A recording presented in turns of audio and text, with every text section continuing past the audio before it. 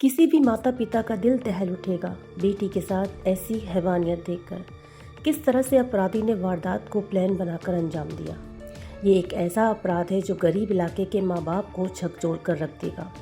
जिसने भी ये वारदात सुनी उसका दिल दहल उठा, वो अपने आंसू रोक नहीं पाया।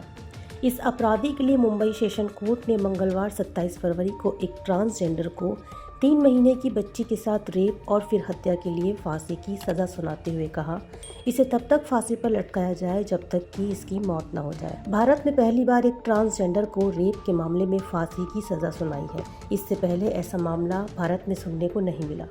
ये पहला मौका है जब कोर्ट ने किसी ट्रांसजेंडर को मौत की सज़ा दी है। तो क्या है ये पूरा मामला?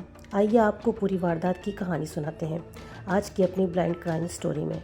जुलाई के महीने में मुंबई साउथ में रहने वाले सचिन के घर में एक बच्ची का जन्म होता है। इसकी जानकारी 8 जुलाई 2021 को एक ट्रांसजेंडर कन्हैया उर्फ कन्नू को मिलती है और कन्हैया उर्फ कन्नू अपने एक साथी काले के साथ 8 जुलाई की शाम सचिन के घर बच्ची को बधाई देने के लिए पहुंचते हैं। इस दौरान उसने एक साड़ी, नारियल और 1100 रुपये की मांग की, लेकिन लॉकडाउन चल रहा था इसलिए घर की आर्थिक हालात ठीक नहीं थी। इसलिए सचिन ने 1100 रुपये देने से मना कर दिया, लेकिन नारियल और साड़ी देने के लिए वो तैयार था। लेकिन कन्नू पैसे लेने की जिद में अड़ी रही और कुछ ही देर में बहस बढ़ गई और फिर सचिन ने कन्नू को घर से बाहर निकाल दिया। लेकिन जाते जाते कन्नू कहकर गई कि इन 5 से 7 दिनों में वो कुछ ऐसा करेगी जिससे उसका नाम फेमस हो जाएगा। शगुन ना मिलने और अपनी इस तरह से बेइज्जती उससे बर्दाश्त नहीं हो रही थी और वो सचिन के परिवार से बदला लेने की सोचने लगी। उसी रात उसने अपने एक दोस्त सोनू को इस घटना के बारे में जानकारी दी और इधर 8 जुलाई 2021 की रात लगभग 9:30 बजे सचिन की पत्नी ने अपनी बच्ची को दूध पिलाकर सुला दिया था। जिस झुग्गी में ये रहते थे वहाँ गर्मी की वजह से घर का दरवाज़ा ये खोल कर सो रहे थे। रात करीब 1 बजे माँ उठी और उसने अपने बच्चे को दूध पिलाया और सो गई। अब इसके बाद रात के 2 बजे कन्नू अपने दोस्त सोनू के साथ सचिन के घर पहुंची।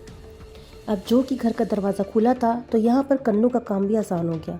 उसने बच्चे को उठाया और कफ फरेट इलाके में लेके गई। वहाँ एक नाले के पास पानी से भरे गड्ढे में फेंक दिया। अब अगली सुबह बच्ची की गुमशुदगी की रिपोर्ट सचिन ने पुलिस स्टेशन में लिखवाई और अज्ञात लोगों के खिलाफ किडनैपिंग का मामला भी दर्ज करवाया। इस दौरान सचिन ने पुलिस को कन्नू के साथ हुई बहस के बारे में भी बताया, जिसके बाद पुलिस ने शिकायत दर्ज कर मामले की जांच शुरू कर दी। अब फौरन ही पुलिस कन्नू और उसके एक साथी को गिरफ्तार करके उनसे पूछताछ करने में जुट गई। अब पुलिस के लगातार पूछताछ करने पर दोनों टूट गए और उन्होंने इस बात को कबूल किया कि उन्होंने बच्ची का अपहरण किया है और उसके बाद बच्ची को एक गंदे समुद्र में फेंक दिया। कन्नू के निशानदेही पर पुलिस ने बच्ची का शव भी बरामद कर लिया। अब इसके बाद पुलिस ने दोनों को जेल भेज दिया। पुलिस ने दावा किया कि मेडिकल सबूतों से पता चला है कि बच्ची के साथ रेप किया गया, फिर सबूत मिटाने के लिए उसे दलदली इलाके में फेंक दिया गया, जहां वो बच्ची डूब गई और उसकी मौत हो गई। साथ ही पुलिस की जांच और पोस्टमार्टम रिपोर्ट से इस बात का भी खुलासा हुआ, हत्या का आरोपी किन्नर कन्हैया ट्रांसजेंडर नहीं बल्कि किन्नर के वेश में वो किन्नर के साथ रह रहा था।